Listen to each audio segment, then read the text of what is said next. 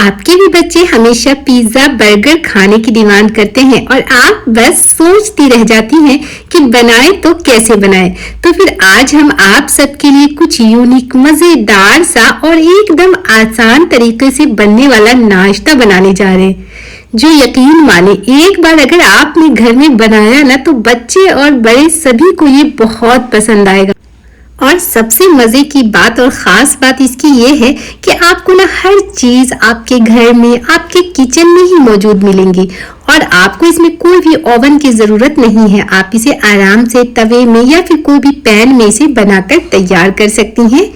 जहां तक मुझे उम्मीद है अगर आपने एक बार इस नाश्ते को बना लिया ना तो फिर आपके घर में बार बार इसकी डिमांड आएगी।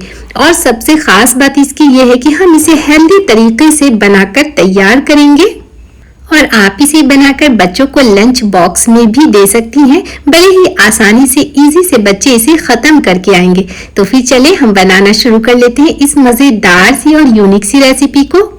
तो फ्रेंड्स, मैं हूँ आपकी फरहा और रेसिपी विद फरहा व्लॉग में आप सभी का स्वागत है। तो यहाँ पे देखिए हमने ले लिया है 3 मीडियम साइज का कच्चा आलू, जिसे छील करके हमें ना इसको इस तरह से ग्रेट कर लेना है, यानी कि कद्दूकस कर लेना है। जो ग्रेटर का बड़ा वाला होल है ना उससे हमें इसको इस तरह से कद्दूकस कर लेना है और बस इसको हम 2 से 3 बार अच्छी तरह से धो लेंगे। और धोने के बाद अब यहाँ पे इसका जो भी एक्स्ट्रा पानी है उसे हमें ना खूब अच्छी तरह से निचोड़ लेना है, क्योंकि इस नाश्ते को बनाने में हमें आलू में कोई भी एक्स्ट्रा पानी नहीं चाहिए। तो आप यहाँ पे कोशिश करेंगे कि जितना हो सके इसका पानी खूब अच्छी तरह से आपको निचोड़ करके लेना है, क्योंकि अगर बहुत ज्यादा इसके अंदर पानी रह गया ना तो हमारे नाश्ते का जो बैटर है ना वो बहुत ज्यादा पतला बन जाएगा और हमारे नाश्ते खूब अच्छी तरह से परफेक्ट नहीं बन पाएंगे। तो यहाँ देखें सारे आलू को हमने खूब अच्छी तरह से निचोड़ लिया है। देखें कितना सूखा सूखा सा आपको ये लग रहा है। तो बस इसी तरह से हमें इसको रखना है। छोटी छोटी चीजों को, टिप्स को आप यहाँ पे फॉलो करते हुए बनाएंगे ना तो आपके नाश्ते जो है वो एकदम परफेक्ट बनकर तैयार होंगे।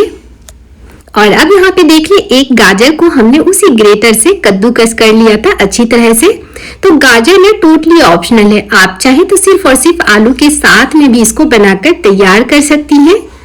और साथ में हमने डाल दिया है 1 मीडियम साइज का प्याज, जिसे इस तरह से बारीक काट करके हमने लिया है और 2 से 3 हम बारीक कटी हुई हरी मिर्च डालेंगे।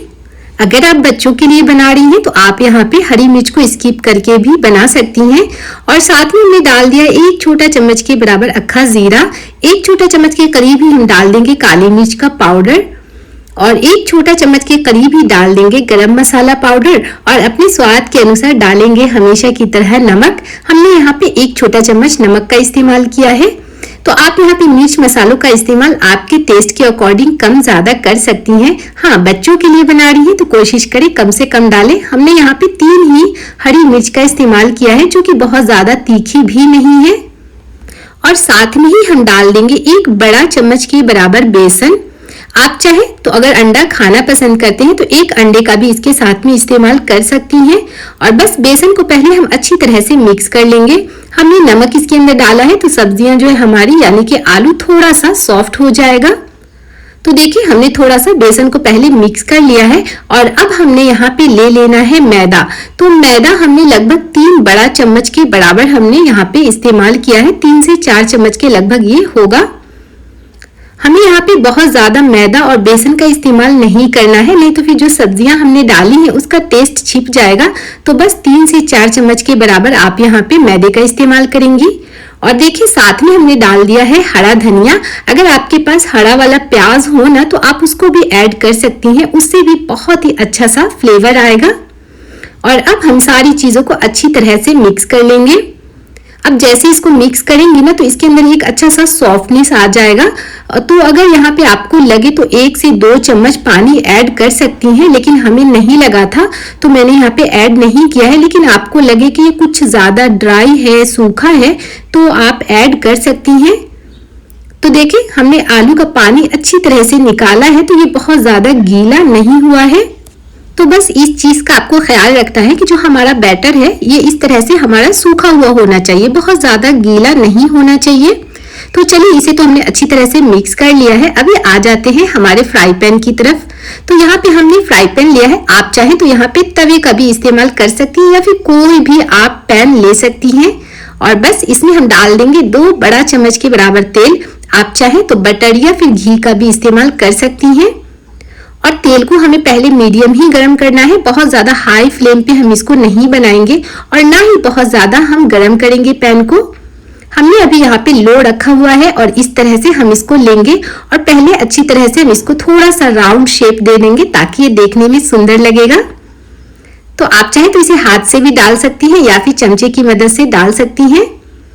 फ्रेंड्स, रेसिपी आज की आप लोगों को कैसी लग रही है? आज की रेसिपी से आप लोगों को कुछ सीखने को मिल रहा हो, मजा आ रहा हो तो प्लीज आप लोग हमें कमेंट में जरूर बताइएगा।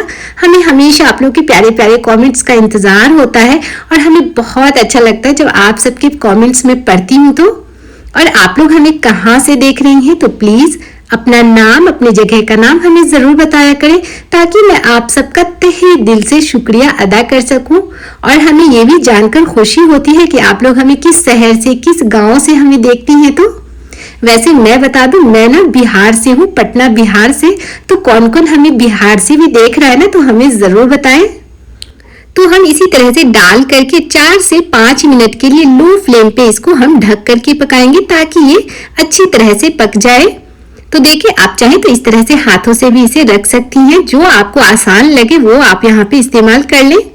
तो चलिए इसे मैं 3 से 4 मिनट तक पका लेती हूँ। इधर हमने यहाँ पे ले लिया है चीज, तो आप यहाँ पे कोई सा भी चीज इस्तेमाल कर सकती हैं, जैसे मोज़रेला ले ले, चेडर ले ले, क्यूब्स में हो तो उसका इस्तेमाल कर ले या फिर स्लाइस वाली हो तो उसका भी आप इस्तेमाल कर सकती हैं।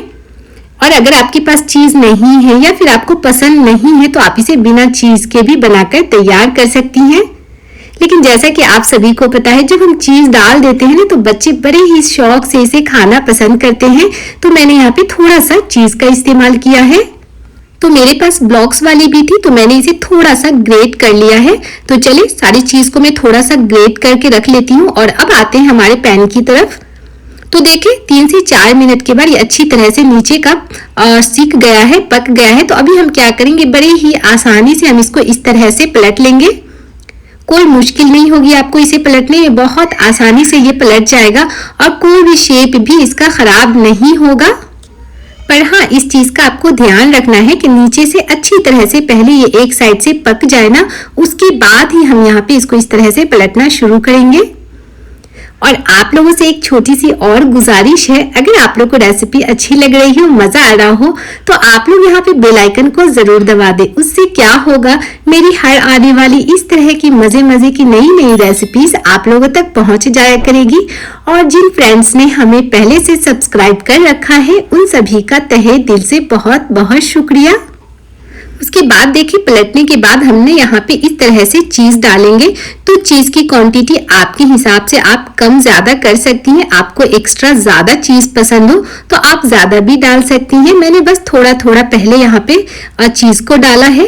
और अब हमने यहाँ पे एकदम पका पका टमाटर लिया था और जिसे इस तरह से गोल गोल हमने काट लिया है और बस एक एक स्लाइस इस तरह से हम रखते हुए चले जाएंगे।